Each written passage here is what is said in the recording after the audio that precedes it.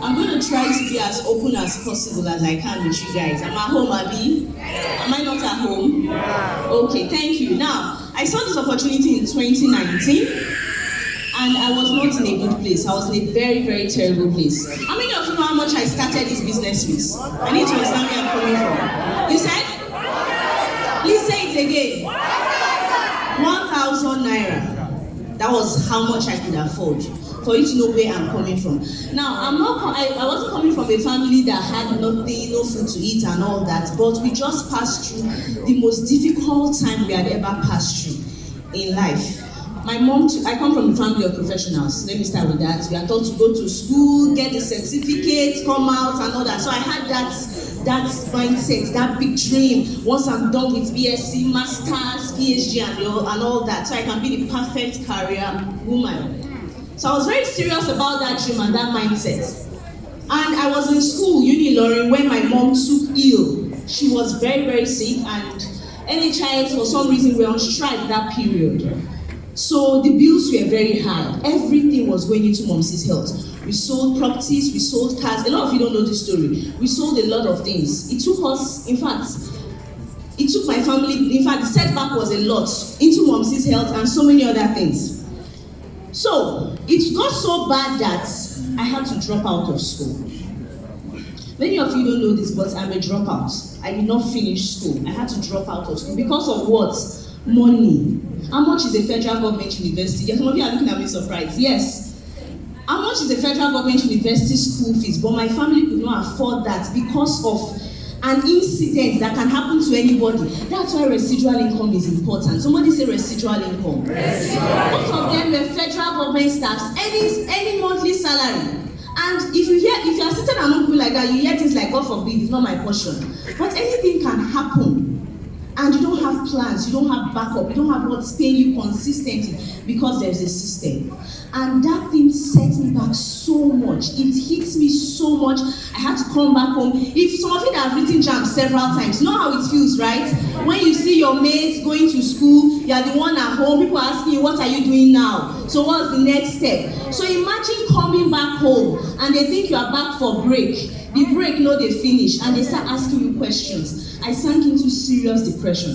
So I wasn't in a good place at all. I wasn't in a good place. I tried buying and selling and I failed at that. I have limited time. I failed at that also. So I was really, really down when I got the SMS from Professor Ferdinand in the anatomy department. God bless him every day.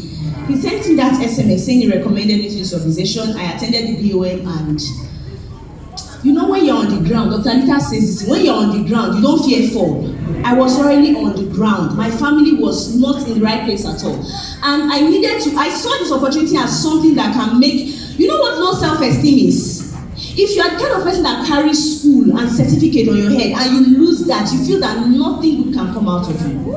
I felt I have lost everything. Like, there is nothing again for me in this life. I was that down.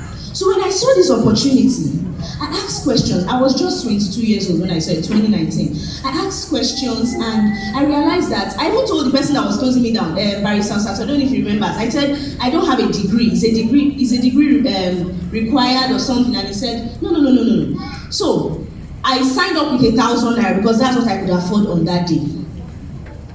And they needed a secretary because it was a new office. I applied for the job and I got it. And I was paid how much? 25,000 naira. I started building my business as a secretary, doing the job and doing my business. You see, secretaries in the house, let me see your hands up. You are a secretary and you were lucky enough to get a slot for this event.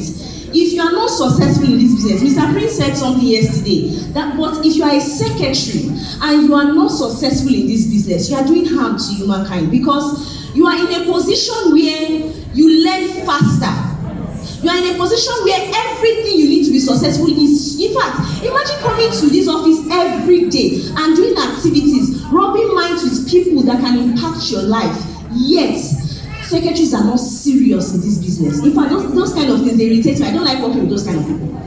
You understand? So I was in that position. I was secretary that will say, go and buy food. Confidence, have you done this? Have you cleaned the toilet? Have you washed the toilet? And all that.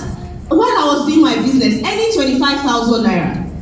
I started building my business from there, and my first presentation, she was speaking, and I remembered my first presentation.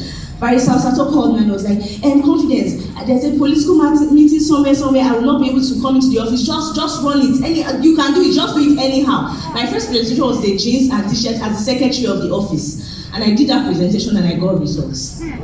Now, despite the difficult times I faced, I could not complete my own account for a long time because I was earning salary. My transport for every day was 400 naira. Sometimes 500. I was earning 25,000. I would eat. God bless Mr. Chisom. Sometimes Mr. Chisom will take care of my lunch. Thank you very much, sir. I really wanted to do the business, but I did not have the funds. But I did not settle. I was learning the skills, learning how to run an office effectively. Because it is very terrible when you have opportunities and you're not ready for them.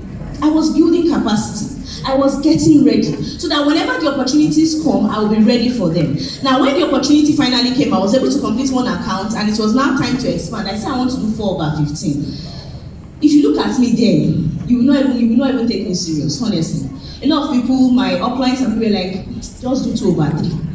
No, you will not be able to handle it. One of the leaders said, you will not be able to handle it. Okay, do 3/7. You know when people are telling you, this girl, you are jumping too high. Put yourself where you belong. I'm like, this business, I want to do 4/15. I cannot settle for anything less. Because if you know you are failed, if you know what is pursuing you, I needed to win at this. You don't get it. I needed to prove people that have said nothing good can come out of this girl's life wrong. Are you getting my picture? So I said I needed to do this, and it took me a long time. Thank God for the patience of my leaders. They got tired. I would keep begging them, sir, don't block me, please. Oh, I need to do 4/15. So it got to a point where I needed to borrow money, and I went to a friend. I said, please borrow me some money. I need to do this business. I need to do a business and all that. So I borrowed money for 3 accounts. 134,664. Then I added the accounts and started building my business because I had built capacity. I started building my business with everything. Miss Blessing, remember, ICM Plaza, First Circular Road, Benin City. We'll be in the office till 9 p.m. She was staying on First. If you are familiar with Benin, I was staying at Oluku. I would take that long journey back to my house. Why? I had a job. I need to grind for my boss and then start my own grind. Are you getting me? I had a job. I needed to grind for my boss and then start my own grind. So I know when I start my booking calls, I started my business. See, I knew what was chasing me. I knew there were destinies tied to me, despite how small. I knew what was irritating me. The fact that everybody looked at me like, confidence, she's just one small girl that is doing the business. That should be your fuel. Really.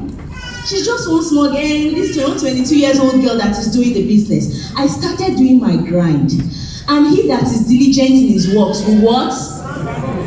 Please say it. He that is diligent in his work, he will do what? He will stand before kings. I was diligent in what I was doing, and my business took up. It got to a point that the entire grind for the office was under my network. My boss was like, why am I paying you? But because I was very good at my job, I was really very good at my job. And he told me, he saw that I was making money from the business and I can quit at any time.